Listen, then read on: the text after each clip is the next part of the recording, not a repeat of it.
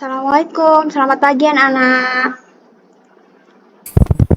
Waalaikumsalam warahmatullahi wabarakatuh. Waalaikumsalam, selamat pagi Bu.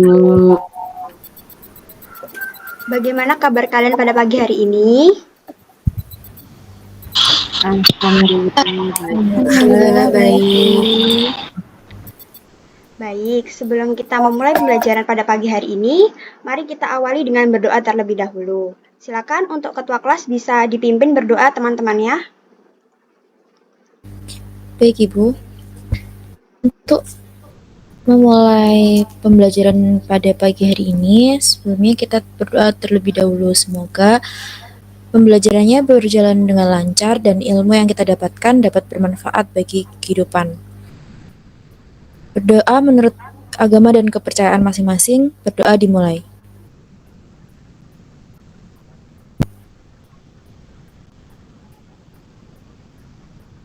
Berdoa dapat dicukupkan. Baik, terima kasih Siti. Anak-anak, hari ini apakah ada yang tidak masuk, sakit, atau mungkin izin? Nihil Ibu. Baik. Anak-anak, hari ini kita akan membahas mengenai penyakit COVID-19 yang sedang menjadi perhatian dunia saat ini. Sebagai generasi muda, kita harus tahu dan paham apa itu COVID-19. Nah, seperti yang kita tahu bahwa virus ini pertama kali terdeteksi di Wuhan pada akhir tahun 2019. Kemudian menyebar dan ditetapkan pandemi oleh WHO. Nah, pandemi COVID-19 ini telah menimbulkan banyak masalah di berbagai bidang kehidupan. Di sektor kesehatan, seperti sistem pelayanan kesehatan di banyak negara menjadi sangat terbebani, kemudian banyak orang sakit dan meninggal dunia akibat virus ini, dan pembatasan sosial yang berakibat pada pendidikan yaitu adanya kelas daring atau online. Nah, menurut kalian COVID-19 itu penyakit yang seperti apa sih? Coba tolong Sela. Baik Ibu, terima kasih atas kesempatannya. Saya izin menjawab. COVID-19 itu penyakit menular yang disebabkan oleh virus. Biasanya ditandai dengan demam, batuk, atau hilangnya indera penciuman. Betul sekali Sela. Lalu, apakah ada kerugian yang kalian rasakan dari COVID? Coba Devi. Baik Ibu, terima kasih atas kesempatannya. Jadi, kerugiannya yaitu virus yang menyebabkan terjadinya infeksi saluran pernapasan. Betul, virus yang menyebabkan terjadinya infeksi saluran pernafasan. Adakah tanggapan lain mungkin dari anak-anak terkait COVID-19 ini? Ya, silakan Abidah. Baik, menurut saya penyakit COVID-19 ini adalah penyakit baru yang dapat menyebabkan gangguan pernapasan dan radang paru. Penyakit ini disebabkan oleh infeksi sifat acute respiratory syndrome coronavirus 2. Betul sekali. Anak-anak berikan give applause untuk Mbak Sela, Devi, dan Abida. Terima kasih atas tanggapannya.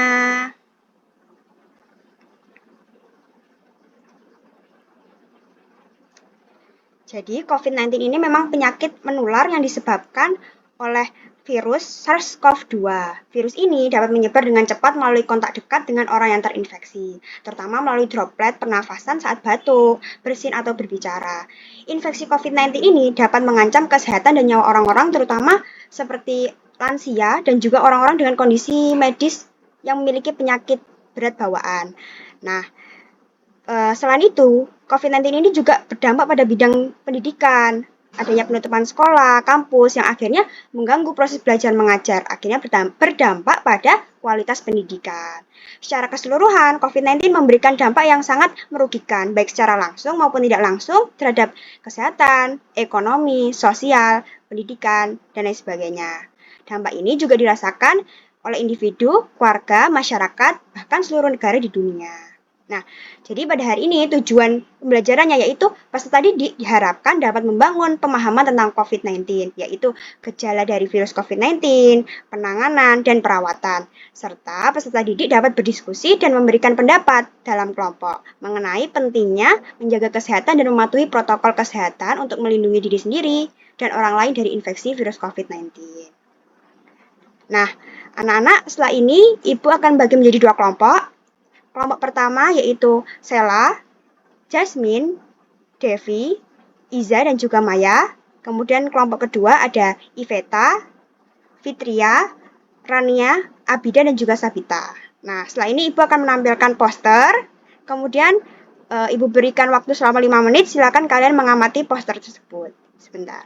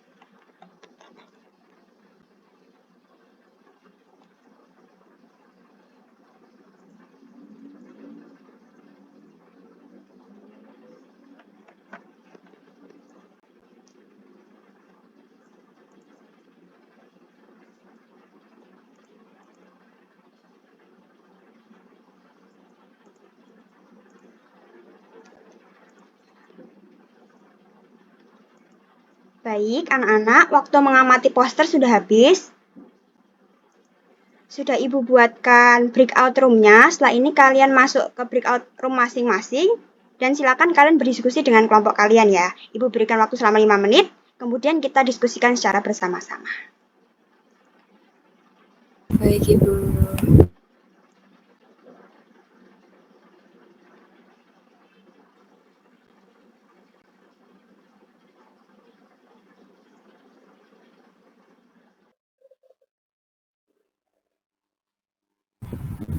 Ini kelompoknya udah lengkap semua nggak ya? Sudah. Mungkin kita bisa mulai diskusi aja deh, biar nggak lama-lama. Tadi di posternya ada apa aja ya? Mungkin hasil diskusinya biar aku aja yang catat.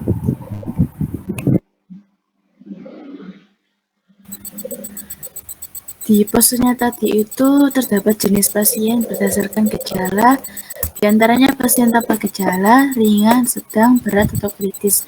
Selain itu, gejala dari tiap jenis itu berbeda-beda. Semakin berat tingkat gejalanya, itu semakin banyak gejala yang ditimbulkan. Itu sih kalau dari aku.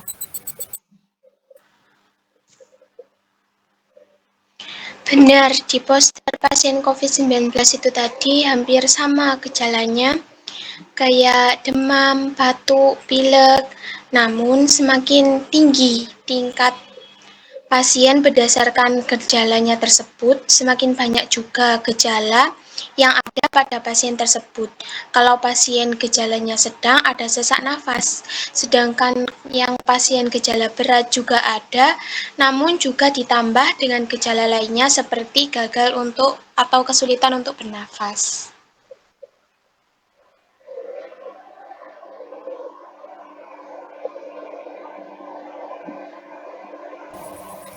Oh iya, benar. Karena itu penanganannya juga harus berbeda, karena gejalanya juga berbeda dari terapi sama tempat perawatannya juga. Kalau salah penanganannya, pasti bahaya bagi pasien COVID-19.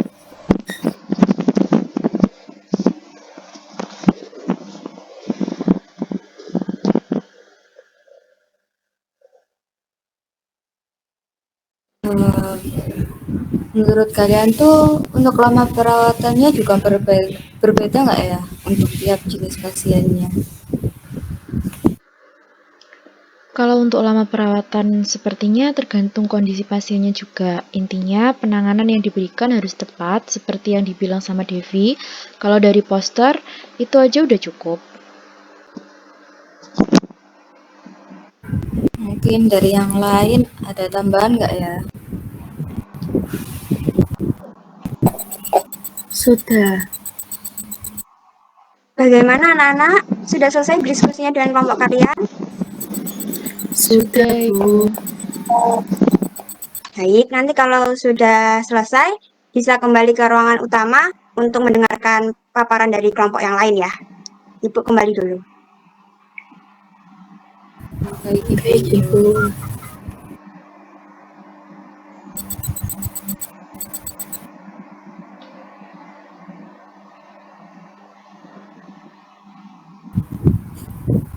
Sambil nunggu mungkin aku ambil kesimpulan dulu ya. Jadi itu COVID-19 tuh ada gejalanya, jadi dari ringan, sedang, berat atau kritis, terus ada yang tanpa gejala. Terus penanganannya itu juga harus sesuai agar tidak membahayakan. Intinya kayak gitu kan.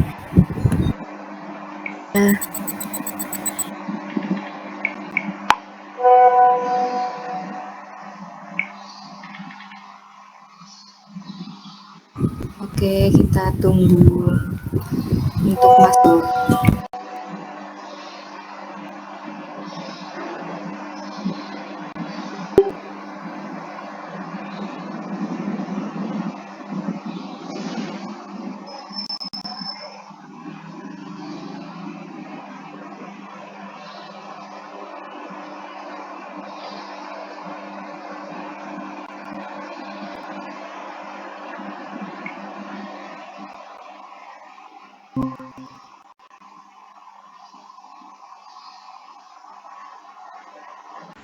Oke, kita mulai aja diskusinya. Mungkin dari analisis kalian terhadap poster, ada nggak buat presentasi nanti? Dari yang aku amati dari posternya ya, gejala COVID-19 itu ada tingkatannya. Nah, masing-masing tingkatan itu terdapat gejala sama penanganannya sendiri-sendiri.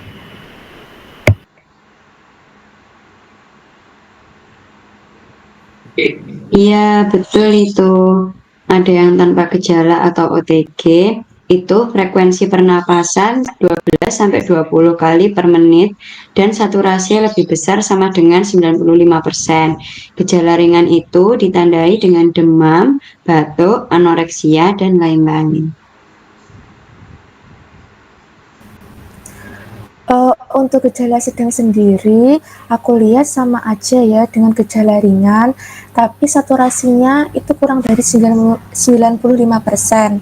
Untuk gejala berat bisa sampai gagal nafas, komplikasi, infeksi, dan lain sebagainya. Iya, benar banget itu. Dari analisis-analisis kalian itu bisa juga kalian tambahin sama pemaparan hasil diskusi kelompok kita nanti ya. Tapi jangan lupa dikasih penanganan juga sesuai tingkat gejalanya.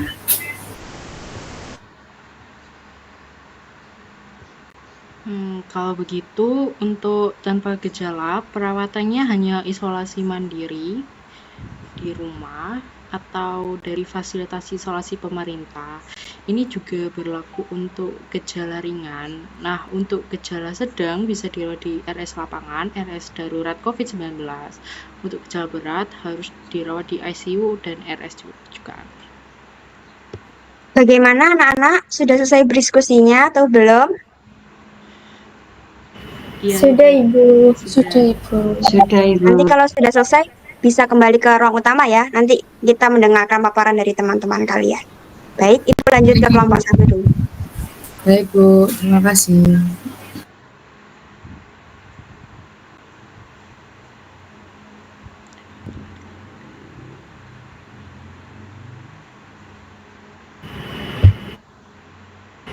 Oke teman-teman, hasil diskusinya sudah aku catat ya, nanti tinggal dipresentasikan saja.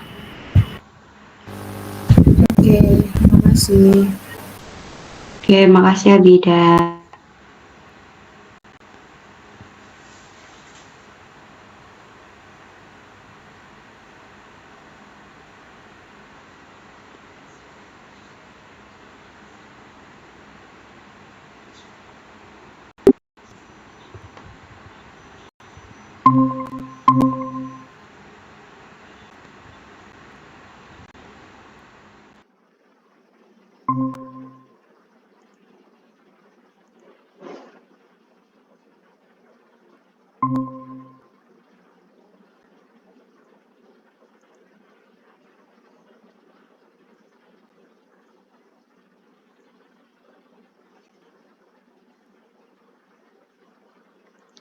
Baik, anak-anak, setelah tadi kalian berdiskusi dengan kelompok kalian terkait poster perawatan COVID-19 berdasarkan gejala, silakan satu anak sebagai perwakilan kelompok untuk memaparkan hasil diskusinya. Mungkin dari kelompok 1 terlebih dahulu. Silakan. Ya, silakan Kurnia. Baik Ibu, saya sebagai perwakilan dari kelompok 1 akan memaparkan hasil diskusi kami tadi. Jadi berdasarkan hasilnya telah saya diskusikan dengan kelompok saya bahwa pasien COVID-19 berdasarkan gejalanya terdapat beberapa jenis yang diantaranya pasien dengan gejala ringan, sedang, berat, atau kritis, dan ada pula yang tanpa gejala. Setiap pasien yang terdapat gejala cenderung sama, seperti demam, batuk, pilek, dan sebagainya. Namun semakin tinggi tingkatan gejalanya, maka gejala yang ditimbulkan juga semakin kompleks, seperti pada pasien dengan gejala sedang, dapat mengalami gejala sesak nafas, dan pada pasien dengan gejala berat atau kritis akan mengalami gejala lebih berat lagi, salah satunya seperti gagal nafas. Karena itu pasien COVID-19 juga harus memperhatikan tempat perawatan mereka, karena apabila seorang pasien dengan gejala berat atau kritis hanya melakukan perawatan di RS non-rujukan atau bahkan hanya melakukan perawatan dengan isolasi mandiri, hal ini tuh dapat membahayakan pasien tersebut. Tidak hanya itu, tidak hanya tempat perawatan, pasien COVID-19 juga harus memperhatikan lama perawatannya serta terapi yang perlu dilakukan, sehingga hal ini tuh tidak memperparah peningkatan COVID-19 diakibatkan salah penanganan perawatan. Mungkin dari saya seperti itu Ibu. Baik, kita berikan aplaus untuk Maya.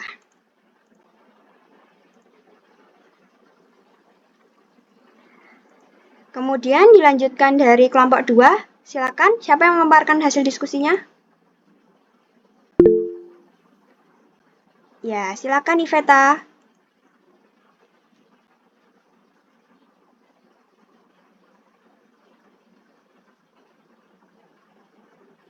Baik Ibu, terima kasih atas waktunya. Jadi dari hasil diskusi kami, yaitu perawatan pasien COVID-19 berdasarkan gejalanya dibagi menjadi 4, yaitu tanpa gejala atau OTG, gejala ringan, gejala sedang, dan gejala berat sampai kritis. Ciri-ciri tanpa gejala itu frekuensi nafasnya 12-20 kali per menit, saturasi lebih besar sama dengan 95%, tempat perawatannya isolasi mandiri di rumah, fasilitas isolasi pemerintah. Kalau untuk gejala ringan itu seperti demam, batuk, anoreksia, dan lain-lain. Diisolasi di fasilitas pemerintahan juga bisa, diisolasi mandiri di rumah juga bisa, namun harus memenuhi syarat. Untuk gejala sedang, ciri-cirinya seperti gejala ringan, dengan tambahan saturasi kurang dari 95%, sesak napas jika mengalami hal ini harus dirawat di RS lapangan, RS darurat COVID-19, RS non-rujukan, RS rujukan, Dan jika gejala berat hingga kritis seperti gejala sedang, ditambah kondisi kritis seperti gagal nafas, komplikasi infeksi, dan lain-lain.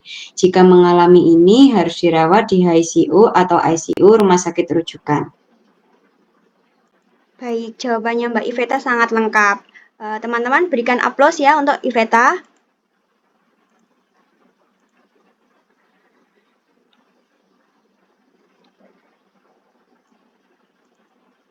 Baik, mungkin ada yang mau menanggapi atau bertanya terkait pemaparan dari teman-temannya tadi? Ya, silakan Jasmine. Baik Ibu, terima kasih atas waktunya. Saya mohon izin untuk bertanya, bagaimana sih agar kita bisa tahu kalau kita itu terpapar COVID-19 dari orang yang tanpa gejala atau OTG? Terima kasih. Baik, adakah yang mau menjawab? Perwakilan dari kelompoknya? Oke, silakan Fitria. Baik Ibu, terima kasih atas waktunya. Izin menjawab pertanyaan dari Jasmine ya. Contohnya itu kayak kita itu punya teman OTG ya.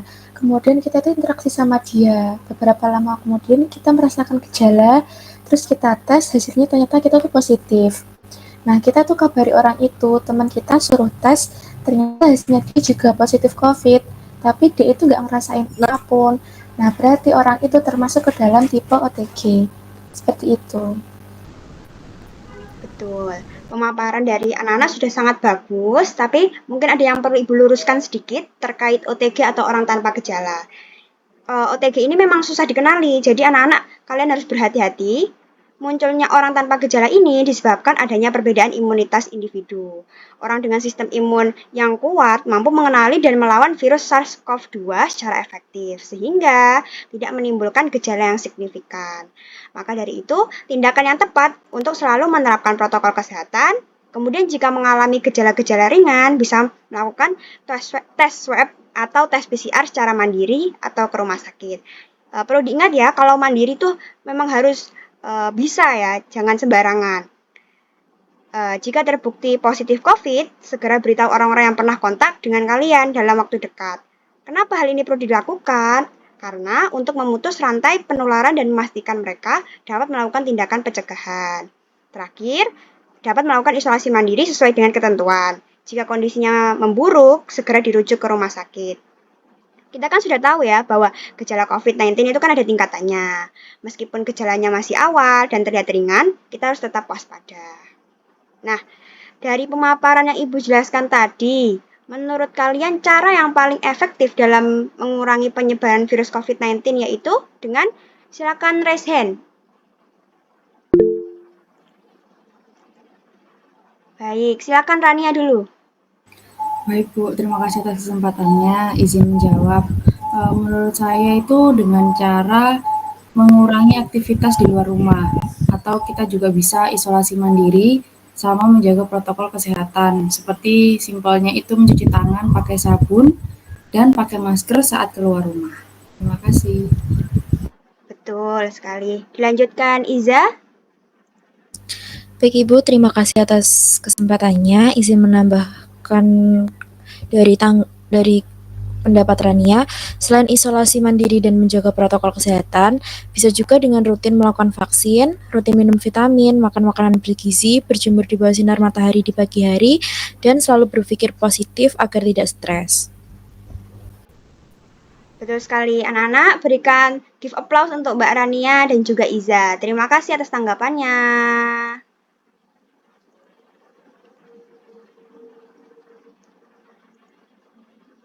Nah, dari diskusi hari ini, Ibu rasa anak-anak telah paham ya tentang COVID-19, terkait gejala virus COVID-19, penanganannya, perawatan, dan pentingnya menjaga kesehatan serta mematuhi protokol kesehatan untuk melindungi diri sendiri dan orang lain dari infeksi virus COVID-19.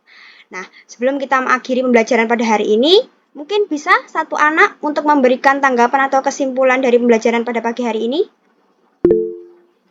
Oke, baik. Silakan Sabita. Baik, terima kasih Ibu atas kesempatannya. Jadi, pembelajaran yang sudah kita pelajari hari ini mengenai COVID-19 Nah, COVID-19 merupakan virus yang menyerang pernafasan. Terdapat beberapa gejala yang disebabkan dan terdapat tingkatannya, yaitu ada orang tanpa gejala hingga gejala berat atau kritis. Setiap tingkatan memiliki penanganan yang berbeda-beda. Untuk menghindari terkena paparan COVID-19, cara paling efektif dalam mengurangi penyebaran virus COVID-19 adalah dengan mengurangi aktivitas di luar rumah atau isolasi mandiri, dan juga menjaga protokol kesehatan seperti mencuci tangan menggunakan sabun dan memakai masker saat keluar rumah. Selain isolasi mandiri dan menjaga protokol kesehatan, bisa juga dengan rutin melakukan vaksin, rutin minum vitamin, makan makanan bergizi, berjemur di bawah sinar matahari di pagi hari, dan selalu berpikir positif atau tidak boleh stres. Menurut saya, pembelajaran hari ini juga memberikan informasi baru terhadap saya, bahwa seorang yang terpapar virus COVID-19 tidak harus dirawat di rumah sakit, tetapi bisa di rumah dengan syarat tergantung tingkat gejalanya. Baik, kita berikan aplaus untuk Sabita. Sangat bagus jawabannya. Nah, saya harap kebiasaan hidup sehat yang telah kalian pelajari hari ini akan terus kalian terapkan dalam kehidupan sehari-hari. Dengan begitu, kita bisa bersama-sama mencegah penyebaran COVID-19 di lingkungan kita. Ingat bahwa menjaga kesehatan diri kalian itu penting untuk melindungi diri sendiri, tapi juga penting untuk melindungi orang-orang lain yang kita sayangi di sekitar kita. Teruslah semangat untuk tetap menerapkan hidup sehat ya teman-teman. Siap, Bu. Iya, Bu. Baik, pembelajaran hari ini sudah sangat bagus. Terima kasih anak-anak sudah mau memberikan pendapatnya. Untuk pertemuan minggu depan, kita akan membahas lebih dalam terkait virus. Saya harap pertemuan selanjutnya anak-anak bisa seaktif seperti hari ini. Karena waktunya sudah habis, Ketua kelas bisa dibantu untuk menutup pembelajaran hari ini? Baik, terima kasih atas pemaparannya Ibu Gina tentang COVID. Semoga ilmunya dapat bermanfaat bagi kita semua. Untuk mengakhiri pembelajaran pada pagi hari ini, marilah kita berdoa. Menurut agama dan kepercayaan masing-masing, berdoa dimulai.